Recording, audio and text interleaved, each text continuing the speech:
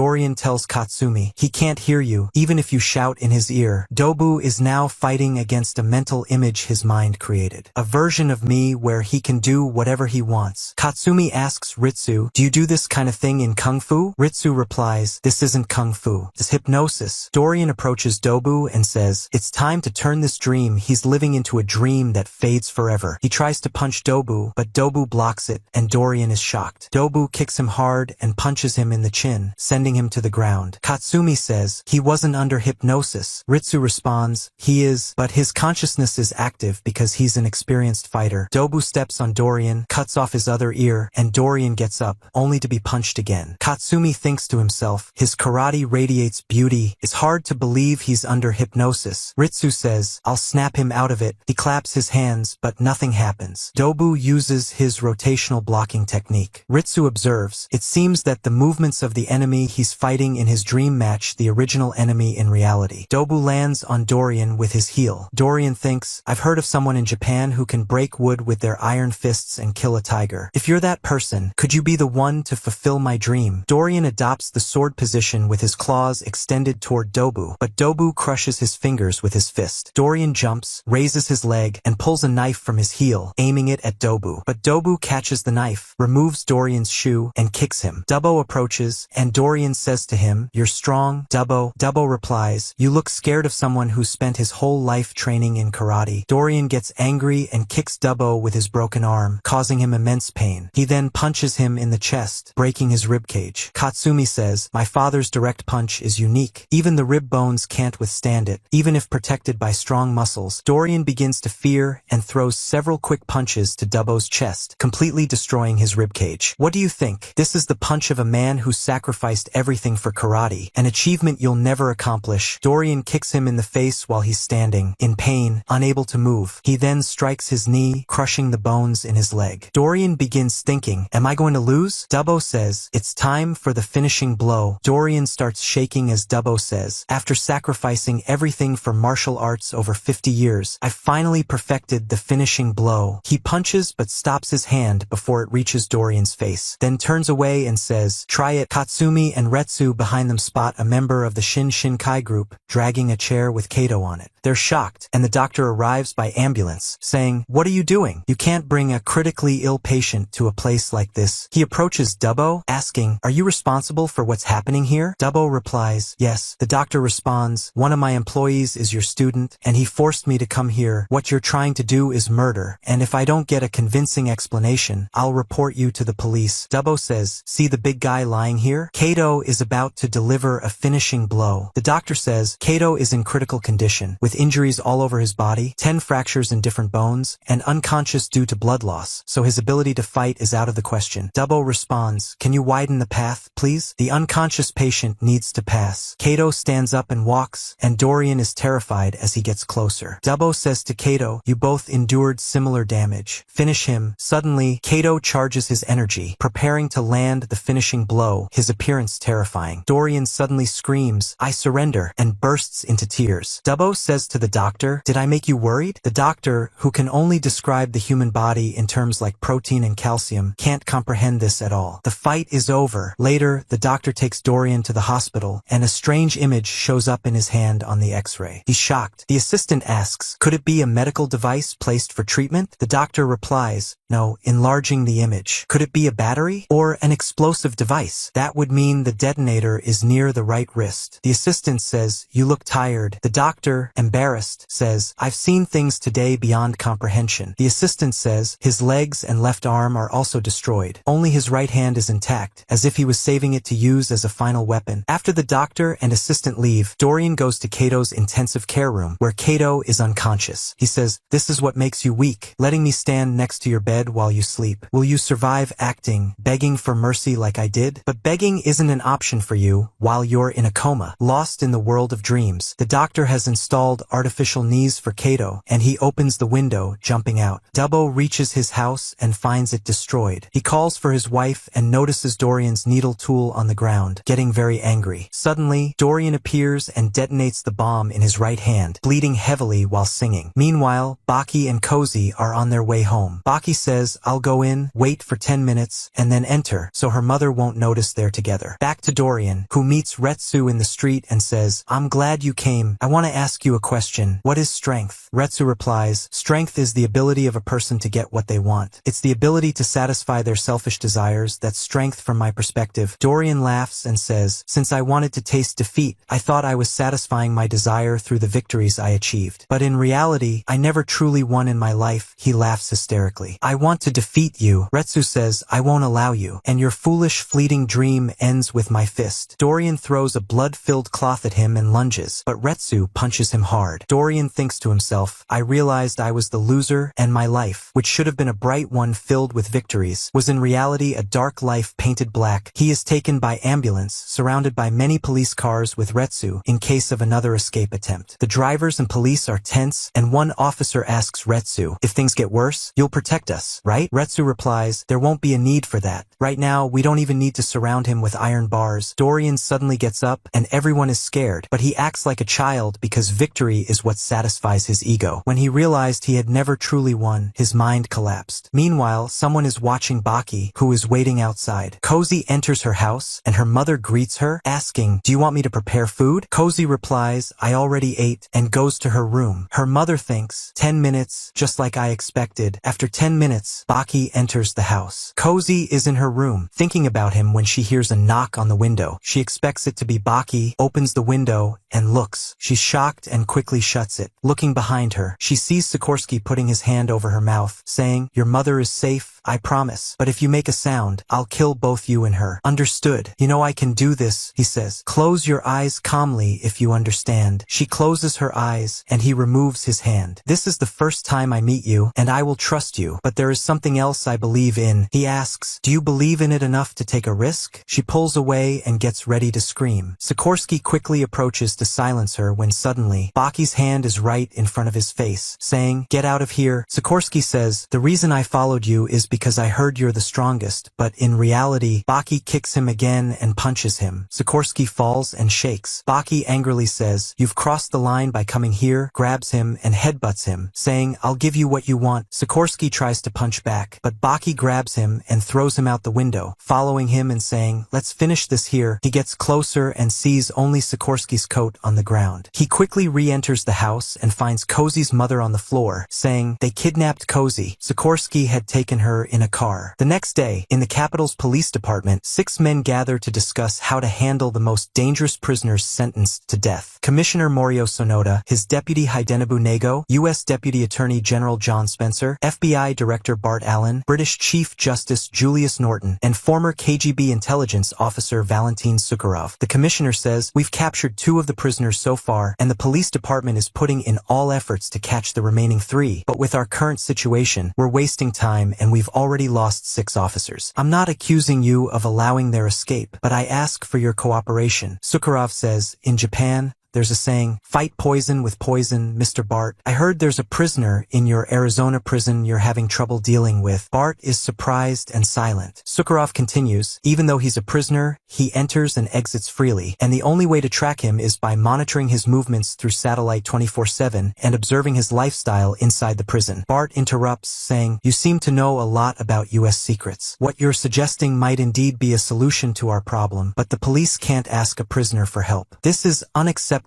under any circumstances." Sukharov responds, "You admitted yourself that it might be an effective solution. Is this the right time to care about appearances?" Bart gets angry, saying, "You have no idea what kind of monster this is." The meeting ends, and they leave. The commissioner stands frozen, thinking to himself, what exactly is going to happen? That night, at an international airport in America, Commissioner Sonoda meets 3 people. One of them says, "I recognized you quickly, Mr. Sonoda." He asks, "You're Michael, right? Michael replies, yes, I'm the director of the Arizona State Prison. Michael Holtz. They head to the prison to meet Oliva and ask for his help. On their way, Sonoda says to Michael, I know Americans don't like to work extra hours, so you seem to put in a lot of effort in your work. Michael replies, I don't know if you'll believe me or not, but the extra work I did today was at Mr. Oliva's command. Sonoda is surprised and asks, does he know I'm coming to meet him? Michael answers, Mr. Oliva knows everything. Sonoda then asks, is he really a prisoner? Michael replies, that's how it is for the state. They arrive at the prison, and Sonoda notices the heavy security around the place. Thinking, a prisoner comes and goes from a place like this freely? Michael opens the cell door and says, you'll go in alone from here. It's his wish. Sonoda enters and finds a luxurious cell with expensive carpets, air conditioning, paintings, and Greek statues. There's a door at the end of the corridor. As he gets closer, Oliva says, come in before you knock. Sonoda is surprised when Oliva speaks Japanese. He opens the door and sees a huge man with dark skin, who says, thank you for coming such a long way to meet me, Mr. Commissioner, extending his hand. They shake hands, and he says, we could have postponed our meeting until tomorrow, but I'm an impatient person. The room contains a television screen and a luxurious bed. Oliva sits down and asks Sonoda to do the same. Sonoda thinks this luxurious decor makes the place look more like a hotel suite, looking around in shock. Oliva says, relax. Sonoda looks at him. Oliva says, it seems you have a lot of questions. Sonoda replies, I don't know where to begin. Oliva responds, why do you enjoy this freedom? The reason is I'm a skilled hunter, and I can catch any criminal. Most of the prisoners here in Arizona, I caught myself. Sonoda almost says, that's nonsense, but after seeing this special treatment, he believes it. Oliva continues, using my skill as a hunter instead of staying locked in prison was the wisest move, and it has proven true. Sonoda asks, when you catch them, if it were up to you, why not side with the criminals? Oliva's phone rings. Sonoda is surprised that he has a phone, thinking, can we really call him a prisoner? After the call, Oliva says, today is your lucky day, Sonoda. We got a case. They board a helicopter to head to the crime scene, and Sonoda can't believe what's happening. At the crime scene, one of the officers explains the situation to the commissioner. There are 15 victims so far. Most of them were exposed to the explosion on the first floor. He asks, how many criminals? The officer replies, just one person. Sonoda is surprised and asks, just one person controlled the entire building? The officer responds, he relied on a well-planned strategy. Sonoda asks, what weapons did he use? The officer replies, explosives, firearms, and knives. Sonoda asks, how many survived? The officer says, there are 20 hostages on the top floor, and those who tried to escape were killed. Sonoda asks, what are his demands? Oliva intervenes, saying, he requested me to come. He tells the commissioner, you can leave now. He goes to the criminal, and they hear a voice saying, I wanted to meet you, Mr. Oliva. The criminal appears with a weapon in his hand and asks, do you remember me? I was a former officer in New York, Jeff Markson. 24 years ago, on 7th Avenue in Manhattan, I was involved in a secret operation extorting hippies. One day, you came from behind and attacked me, but you blocked all my strikes, humiliating me and destroying my face and body. I was close to death, and I wanted to meet you again, prepared for this moment. Your regret won't help now. You should have killed me back then. Oliva laughs and says, you've got the situation wrong. He removes his clothes and says, come, let's enjoy a little. Jeff fires several shots from his rifle, but Oliva blocks them all with his hand, laughing, this is such a tiny weapon, right, Jeff? The rifle won't affect me. He throws the rifle away and says, I expected that. He raises both his hands, and Oliva says, no way you're surrendering now, right? Jeff pulls a sword from his back and swings it at Oliva, but Oliva dodges quickly. Jeff tries again, but Oliva lets him hit him, yet the sword doesn't penetrate his skin. Oliva grabs him and says, there's a metal plate on my heart, and Jeff struggles to pull the sword from his hand but can't. Oliva says, you're boring, and punches him, sending him flying out of the building.